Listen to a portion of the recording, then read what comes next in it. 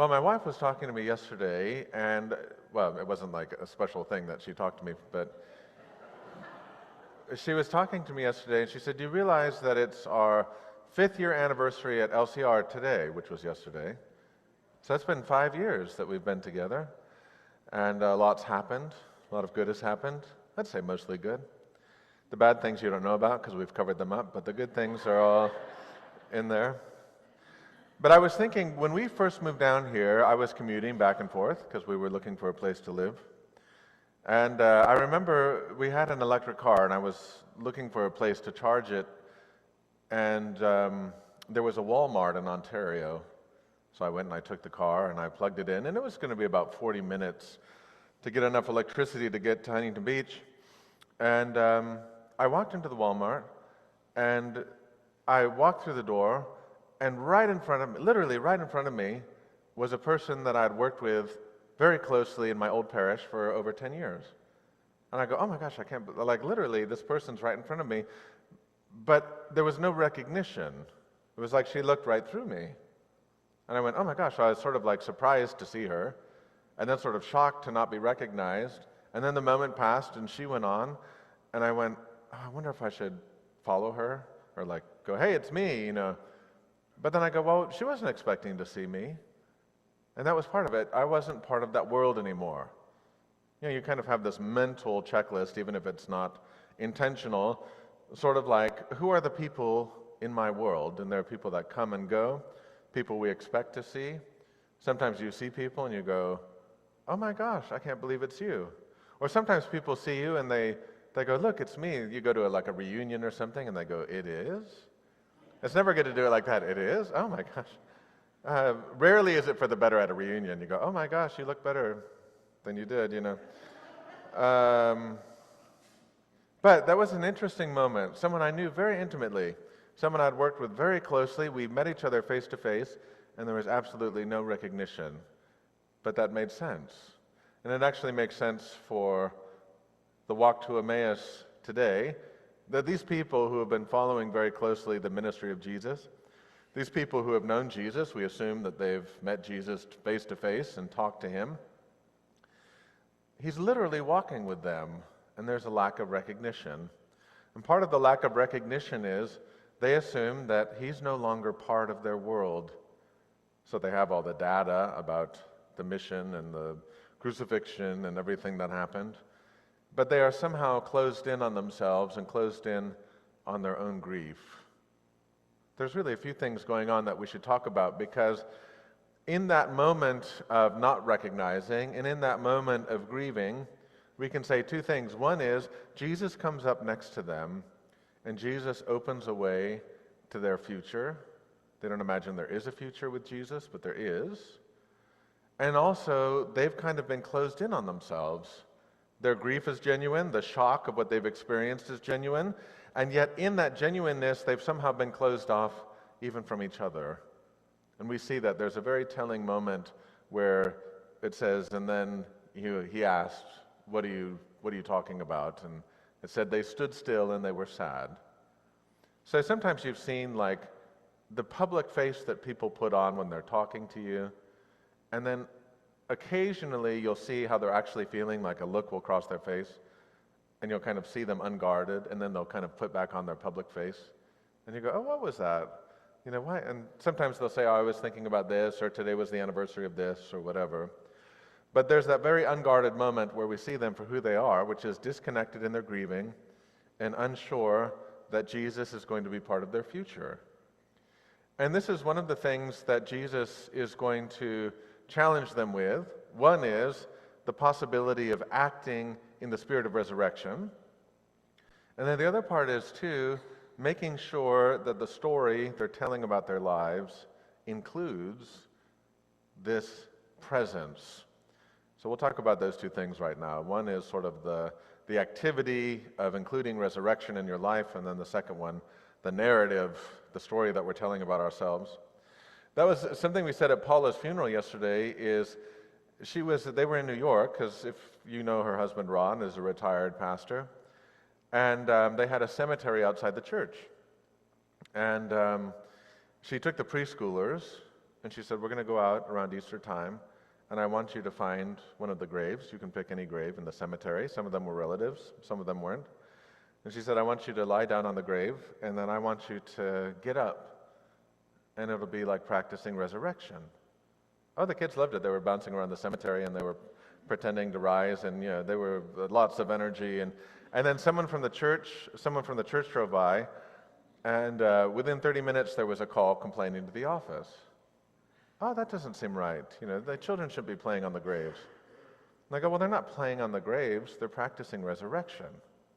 So even among God's own people, the idea that you can practice resurrection can be off-putting.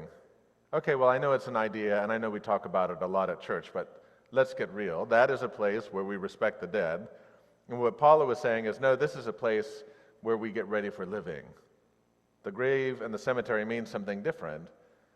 And I love that someone in the church complained about it, because they themselves were missing part of the gift of what it is to be a Christian. And you'll notice one of the things about the disciples is they can't imagine that their future will include anything but being stuck in this cycle of violence and death.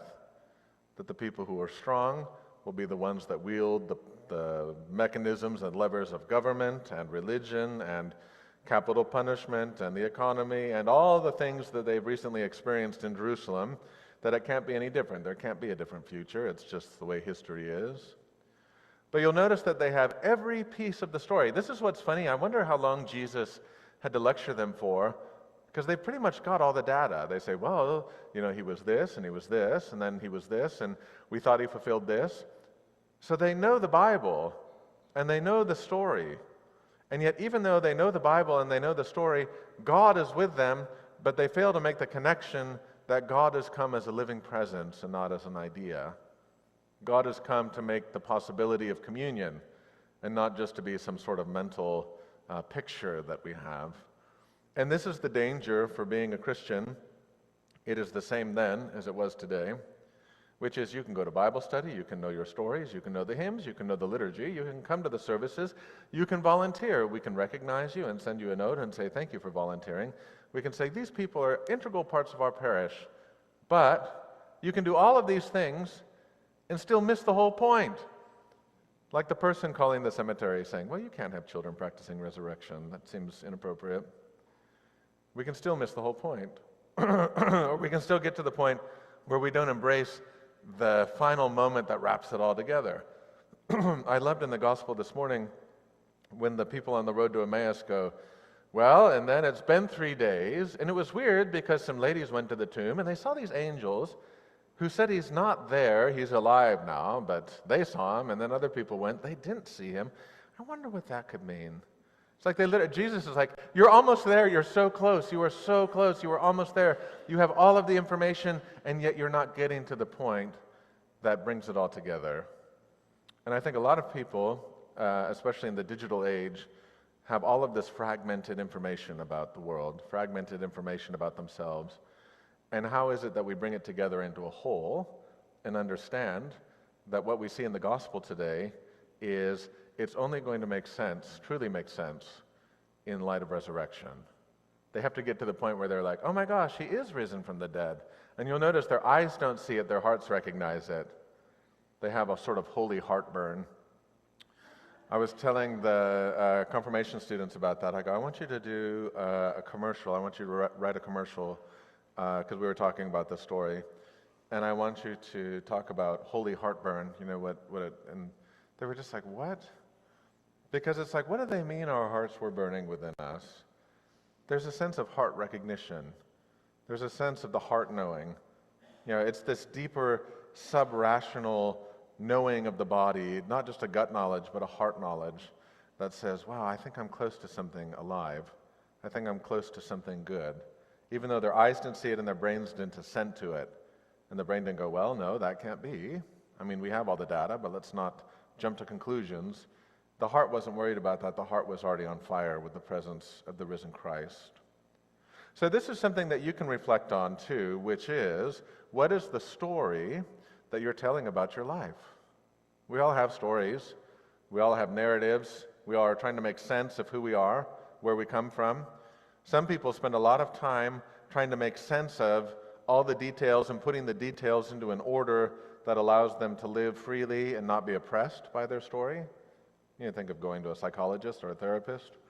You think of creative writing. You think of the narrative structure. I have to take all this disparate information and make sense of it.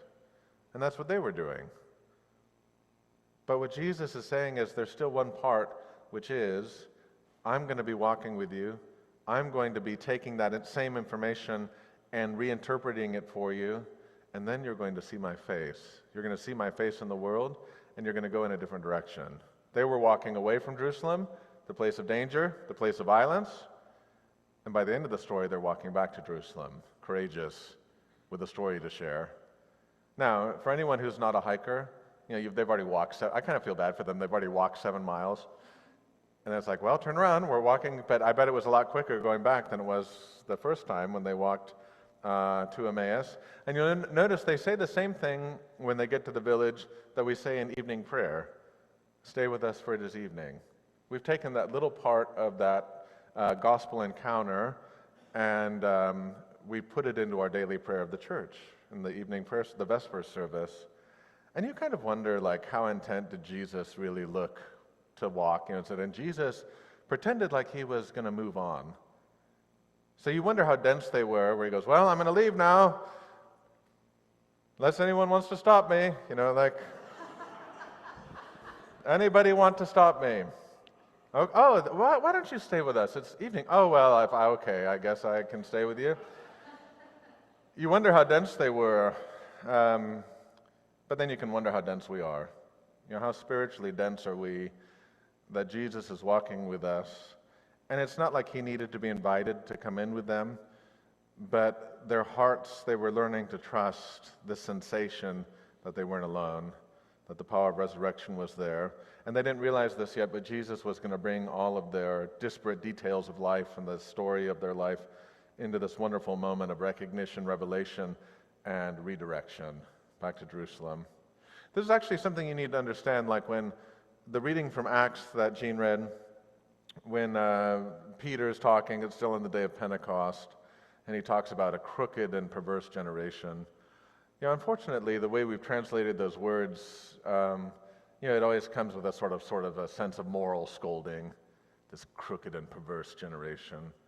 But the Greek word for that corrupt, I think in this version it says corrupt. Sometimes it says perverse, sometimes it says corrupt. But the Greek word for that is the same word that we get scoliosis from. It's a crooked, it's a twisting. And so what Peter's saying is you're part of this twisted generation, and we need to untwist you. We need to kind of adjust you. It's a sort of spiritual chiropractic where we need to adjust you so that your body is in alignment again. And so when we hear about this language of repentance, the invitation to repentance, this idea of escaping a corrupt or perverse generation, all they're really saying is, we want to untwist you, and we want to send you in the right direction. So for the disciples, they thought they were walking to Emmaus, and the right direction for them was actually to go back to Jerusalem and be part of the resurrected community. And of course, there's that very famous moment where they don't recognize Jesus until the breaking of the bread. And we always think about that as a Eucharistic moment, of course, something sacramental with Holy Communion, that every time we break the bread, it's an opportunity for recognition with the risen Lord. That's sort of like Sacraments 101, which is something we can forget, that this moment is replicated in the church every week. So if you say to yourself, well, I want to meet the risen Christ, well, maybe I need to go to Jerusalem. Maybe I need to walk to him. No, you just have to come here or anywhere they're celebrating communion, and that event will be replicated again and again, and it will move in two directions. It will be for forgiveness. God will be applying the medicine of mercy to your life before this moment. But it will also be an opportunity for securing a future for you and directing you in your next steps. So we should think that Holy Communion in the sacramental moment isn't just backwards looking, going, hey, we need to fix some of this stuff. It deals with that. You're dealing with the symptoms of sin and problems that mercy needs to attend. But it's also redirecting you as you move forward. They recognize him and they realize we were going in the wrong direction. We actually need to go back to Jerusalem. They realize I had most of the story, I didn't have all of the story. And now that I have all of the story, which includes the reality that Jesus is risen from the grave, now I will take that and I will live with a new sense of purpose. So you'll notice that this moment of recognition both deals with the past and deals with the future as it sends them into the next chapter of their lives. And that's kind of what we're praying for ourselves. This journey is repeated again and again, namely that you will walk through the journey of faith in your life in the church, and Christ will be very close to you. And you'll say, well, I wish God was here. Because we don't recognize Christ among us. Even though he's given us some reliable places, the sacrament is one place, the poor is another place, your neighbor is another place. There will be place and place and place where Jesus will appear to you, the risen Christ.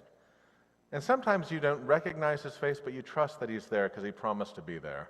And this is why promise is such an important category of theology for us, because even if you say, well, I don't feel anything, I don't see anything, a voice in your head and your heart can say, but he promised to be here and I know he's here. And that's kind of the comfort that we receive.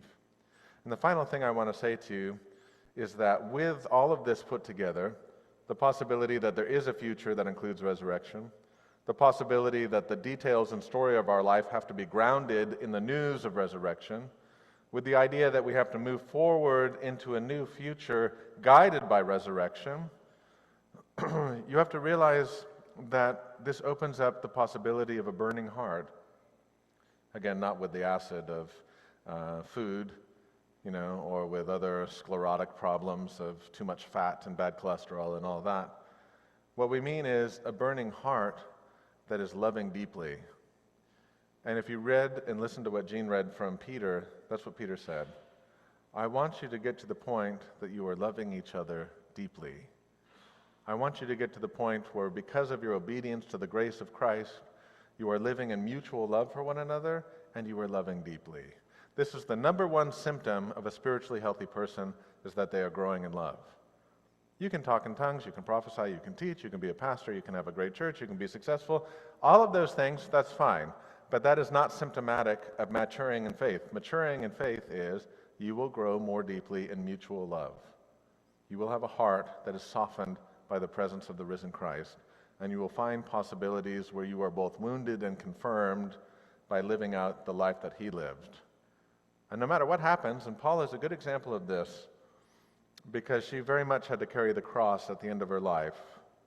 But even in her dying, she died with a faith that she knew the story wasn't over.